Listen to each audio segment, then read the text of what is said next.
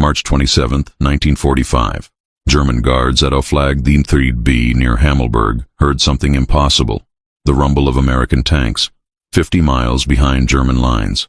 The camp commandant grabbed his telephone, his hands shaking. American armor approaching the camp, he reported to headquarters. The response was disbelief. There were no American forces within 30 miles. But when Sherman tanks appeared on the hillside above the prison compound, reality crashed through every assumption. 1,500 American prisoners erupted in cheers. German guards faced a choice: fight and die, or surrender to an enemy that shouldn't exist this deep in German territory. What happened in the next 2 hours would become one of the most controversial missions of the entire war, a raid so audacious that even decades later, the men who survived it could barely believe they'd attempted it. Captain Abraham Baum received orders on the evening of March 25th that seemed designed to get him destroyed. General George Patton himself had authorized a raid 50 miles behind enemy lines to liberate American prisoners at Hammelburg. The intelligence report said 300 officers were held there. Baum would command a small task force, 300 men, 16 Sherman tanks, 27 half-tracks, and 3 self-propelled guns. No air support, no reinforcements. Just enough fuel to get there and back with nothing to spare. The mission violated every principle of sound military planning. Sending such a small force so deep into enemy territory without support was the kind of operation that ended in annihilation. But Baum was a battle-hardened officer who had fought since Normandy. When Patton allegedly promised him the Medal of Honor for success, Baum's response was characteristic. "I have my orders, sir. You don't have to bribe me." What Patton didn't mention was that his son-in-law, Lieutenant Colonel John Waters, was among the prisoners at Hammelburg. Task Force Baum departed at 5 p.m. on March 26th, racing eastward through German-held territory. The element of surprise was their only advantage, and Baum exploited it ruthlessly. His columns smashed through roadblocks, bypassed defended towns when possible, and fought through when necessary. German units scrambled to respond, but Baum's speed kept them off balance. By the afternoon of March 27th, after fighting almost continuously for nearly 24 hours, Task Force Baum reached the hills overlooking Hammelburg. But the Germans weren't completely unprepared. A veteran Panzerjäger unit with 8 Elephant tank destroyers mounting 88mm guns had positioned themselves along the highway to the camp. As Baum's exhausted column approached, the Germans opened fire with devastating accuracy. In the fierce engagement that followed, the task force lost 2 medium tanks, a light tank, 5 half-tracks, and a jeep before the Germans withdrew. Baum had lost nearly a third of his armor just reaching his objective. What Captain Baum saw when he looked down at WWII filled him with dread. The camp was much larger than intelligence had indicated.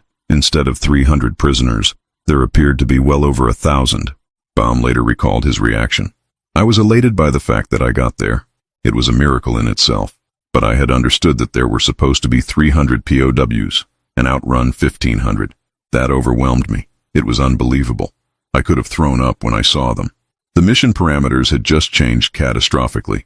Even if Baum could break into the camp and defeat the guards, he had no way to evacuate 1,500 men with his remaining vehicles. The mathematics were brutal and inescapable.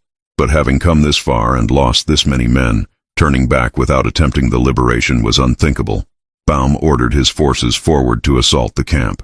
At approximately 3:30 p.m. on March 27th, American Sherman tanks appeared on the high ground overlooking WWII. For the 1,500 American and several thousand Serbian prisoners inside, the sight was almost hallucinatory. They were 50 miles behind German lines. The nearest American forces were supposed to be days away. Yet here were American tanks, American infantry, American half-tracks charging toward the camp perimeter. The German guards' reaction was a mixture of shock and confusion. Camp Commandant General Major Günther von Göckel had received reports of American armor in the area, but hadn't believed them credible. Now he watched through binoculars as Sherman tanks positioned themselves to assault his facility. The guards in the towers faced a terrible calculation. They were prison camp guards, not frontline combat troops. They were armed with rifles and machine guns. The Americans had tanks and artillery. Baum ordered his tanks to charge the camp, smashing through the perimeter fence. The sound of tearing wire and splintering wood mixed with the roar of tank engines created a chaos that paralyzed the German defense. Some guards immediately fled their posts, running for the woods. Others attempted resistance, firing from guard towers and defensive positions around the camp perimeter.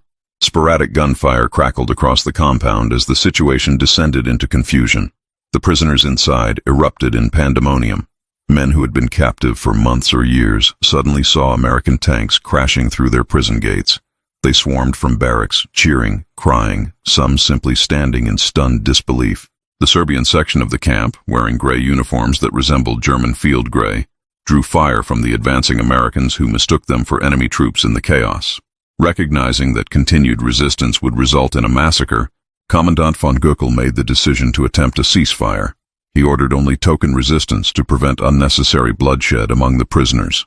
Von Goeckel summoned Colonel Paul Good, the senior American officer in the camp, and asked him to arrange a truce with the attacking force. Good designated his executive officer, Lieutenant Colonel John Waters, to act as intermediary. Waters, along with several other Americans and a German officer to explain the surrender, exited the camp administration building carrying a white flag. They approached the American column to notify Baum that the camp commandant was willing to surrender. But in the confusion and continuing sporadic fire, not all German guards had received the ceasefire order. As Waters and his party approached the American tanks, a German soldier who hadn't been informed of the truce opened fire. A bullet struck Waters, missing his spine by inches and dropping him immediately. The German officer with the surrender party frantically tried to explain the situation as Waters was carried back to the camp infirmary, where Serbian doctors began emergency treatment. The firefight lasted only minutes more before the remaining guards either surrendered or fled. Baum's force, battered but intact enough to control the situation, had achieved the impossible. They had penetrated 50 miles behind enemy lines and liberated a German POW camp. The prisoners surrounded the American vehicles, touching them as if to confirm they were real, not some collective hallucination born of desperation and hope. Captain Baum stood amid the cheering prisoners and faced a nightmare. His task force had suffered heavy casualties fighting to Hammelburg. Roughly half his vehicles had been destroyed or disabled. He had perhaps 35 operational vehicles remaining, and instead of the 300 prisoners intelligence had promised, he was looking at 1,500 American officers, plus thousands of Serbian prisoners, all desperate for liberation. Baum gathered his officers for a hasty conference. The mathematics were inescapable. Even crowding men onto every available vehicle, they could take perhaps 200 prisoners at most. The remaining 1,300 Americans would have to be left behind. For men who had endured months or years of captivity, who had just watched American tanks crash through their prison gates, who believed their war was finally over, the news would be devastating. Colonel Good, the senior prisoner, understood the situation immediately. Most of the American prisoners were in terrible physical condition after forced marches covering hundreds of miles in winter conditions, surviving on roughly 1,070 calories per day, many suffering from malnutrition and untreated wounds. They couldn't march 70 miles back to American lines through German-held territory. Good made the agonizing decision. Only field-grade officers, majors and above, would be offered spots on the vehicles. Everyone else would have to either attempt to escape on their own or return to captivity. Baum addressed the assembled prisoners with words that still echo in the memories of survivors. If you want to go back into the camp, go back into the camp. Do so if you want to take off on foot and try to get back. But I can't possibly take more than 50 or 60 of you. Men who moments before had been celebrating liberation stood in stunned silence. Just like that, their hopes collapsed. Some began weeping, others cursed. Many simply stood in shock as the realization sank in that they weren't actually being rescued. Approximately 200 prisoners, mostly field-grade officers and some enlisted men, climbed onto the remaining vehicles and half-tracks. They crowded into every available space, sitting on fenders, standing on running boards, clinging to turrets. Lieutenant Colonel Waters, Patton's son-in-law, remained behind in the Serbian infirmary, too seriously wounded to be moved. The bitter irony would become apparent later. The mission that may have been launched specifically to rescue him would leave him in German hands. At approximately 8:20 p.m., as darkness fell, Task Force Baum departed WWII. They left behind over 1,300 bitterly disappointed American prisoners and thousands of Serbs. The departing prisoners watched American tanks drive away carrying men who had won what amounted to a lottery of rank. For those left behind, watching the tail lights of the American column disappear into the darkness, the taste of liberation and then renewed captivity was almost unbearable. The German guards who had fled or surrendered began emerging from the woods. Within hours, they had reasserted control over the camp. The prisoners who had briefly tasted freedom found themselves once again behind barbed wire, facing an uncertain future as the war entered its final weeks. Some would be force-marched deeper into Germany. Others, like Waters, too ill or injured to travel, would remain at Hammelburg until advancing American forces liberated the camp 9 days later on April 6th. Task Force Baum's problems multiplied exponentially after leaving the camp. The Germans, initially shocked by the appearance of American armor so far behind their lines, had used the hours while Baum was at the camp to organize a response. Roadblocks were established. Reserve units were mobilized. A trap was being prepared and Baum was driving straight into it. The column moved through darkness on secondary roads, trying to avoid main highways where German forces would be concentrated. But without moonlight, the vehicles had to use their lights, making them visible for miles. The task force had only one reconnaissance jeep to scout ahead, and fuel was becoming critical. Tanks that should have reserved fuel for combat were burning it simply trying to navigate in the dark. Near the village of Hulrich, in pitch darkness, Task Force Baum drove directly into an ambush. Veterans from the German Infantry Combat School at Hammelburg, nearly 100 NCOs in officer training, had prepared positions along the road. The lead Sherman tank was hit by a Panzerfaust anti-tank rocket and disabled. In the chaos that followed, German soldiers captured the tank and used its radio to call other American tanks forward in English, luring them into the kill zone. The Germans then did something that demonstrated both tactical skill and desperate improvisation. They drove the captured Sherman into the American column and used it against other American tanks. In the confused night battle that followed, 4 more Sherman tanks were destroyed before Task Force Baum could break contact and retreat to regroup. The losses were catastrophic. Baum had lost nearly a third of his remaining armored strength in minutes. The task force pulled back to Hill 427 to reorganize in the pre-dawn hours of March 28. Baum assessed his situation and found it nearly hopeless. He had 3 medium tanks, 6 light tanks, and 12 half-tracks still operational. He had approximately 100 of his original 300 men still able to fight, plus about 60 liberated prisoners crowded onto the vehicles. Fuel was critically low, and the Germans were closing in from all directions.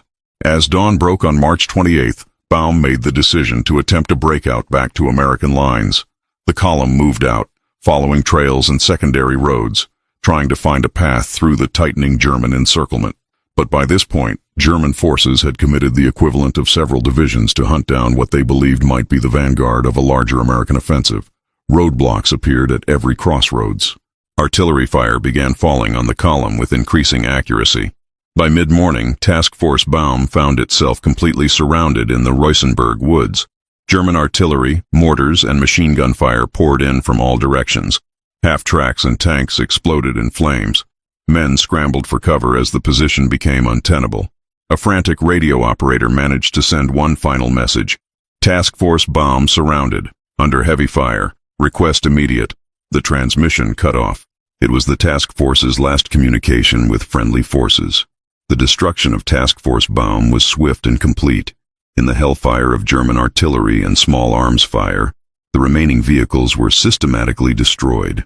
Men scattered into the woods, some attempting to escape, others surrendering as the situation became hopeless.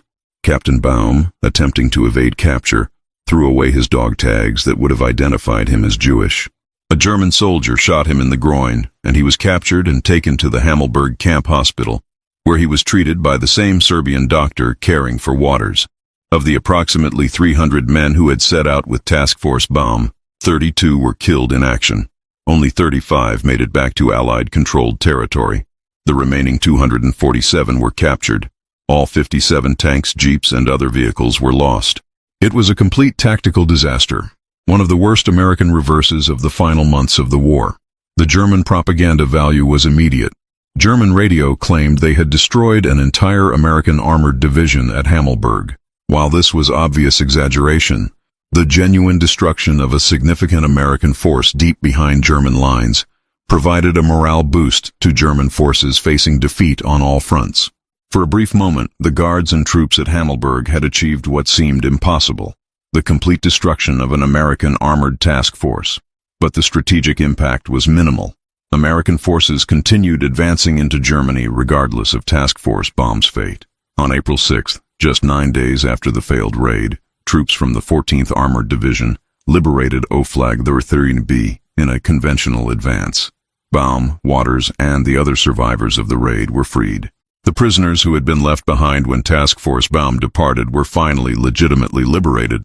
The mission that had cost so many lives accomplished nothing that wouldn't have happened 9 days later through normal military operations. General Eisenhower was furious when he learned of the raid. He summoned Patton and delivered a severe reprimand. The mission had violated basic military principles, sacrificed good men on what appeared to be a personal mission to rescue Patton's son-in-law, and achieved nothing of strategic value. Patton defended his decision, arguing he feared the Germans might kill prisoners as they retreated, pointing to atrocities like the Malmedy massacre.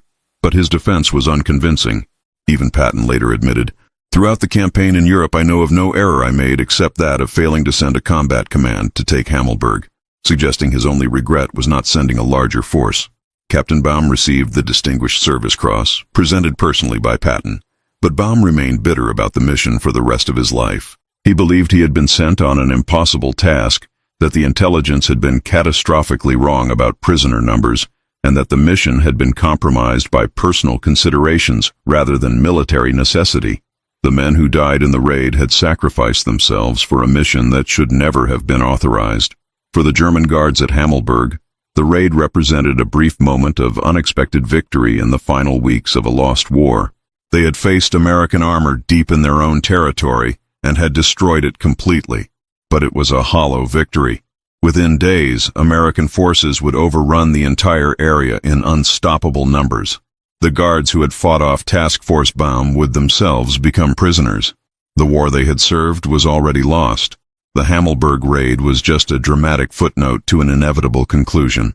The raid remains one of the most controversial operations of World War II, a mission that combined audacious planning with catastrophic execution, personal motivation with military disaster, and temporary tactical success with strategic irrelevance.